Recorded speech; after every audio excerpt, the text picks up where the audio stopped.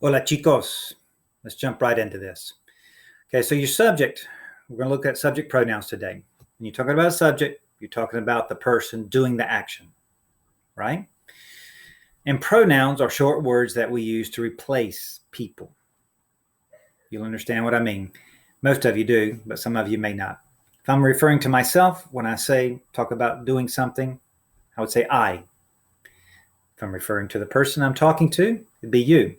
If I'm referring to someone else, like Juan or Luisa, it would be he or she. Those are all singular. We also have the plural ones. If I am part of the group I and Juan, that would be we. If I'm talking about you and someone else, Franco and Luisa, Franco and you, that would still be, if you use correct English, you. But given that we're from the South, probably say y'all or you all or you guys. Okay. And instead of talking about Juan or Luisa, he or she, I'm talking about both of them, it would be they.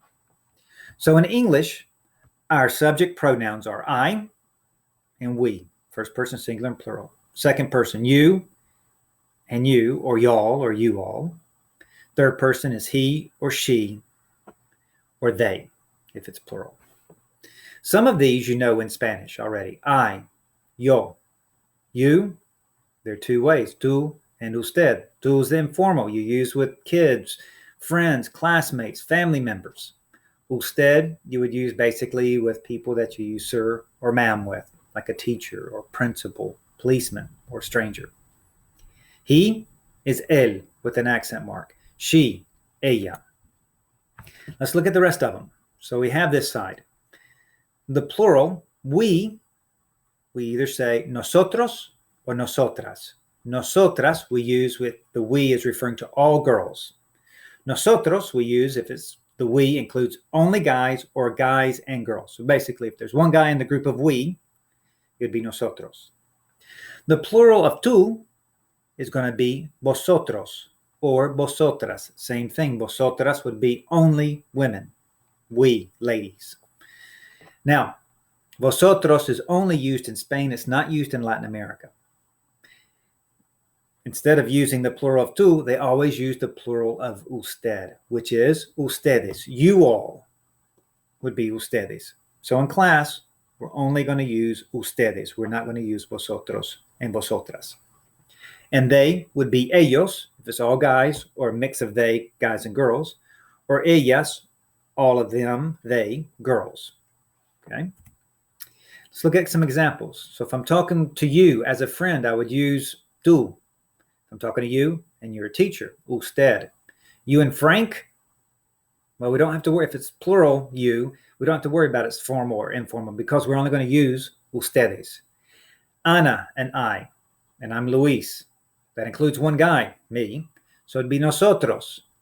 Ana and I, and if I'm Margarita, it's two girls, so it'd be nosotras, we. I, yo. Germán, what pronoun would you use for Germán? He, which would be él. Carla, she, which would be ella. Julio and Jose, they, two guys, ellos. Julio y Ana, a guy and a girl, they, but it would be ellos. Maria y Ana, two girls, ellas. All right? That's the basics of subject pronouns. Let's look quickly at the adjectives we're learning in this lesson, this chapter. Repite. Aburrido.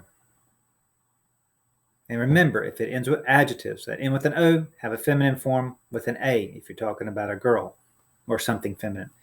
So, aburrido. Otra vez. Repite. Aburrido. Difícil. Divertido. Or divertida. Fácil. It's the same for both masculine and feminine. Favorito. Or favorita. Interesante.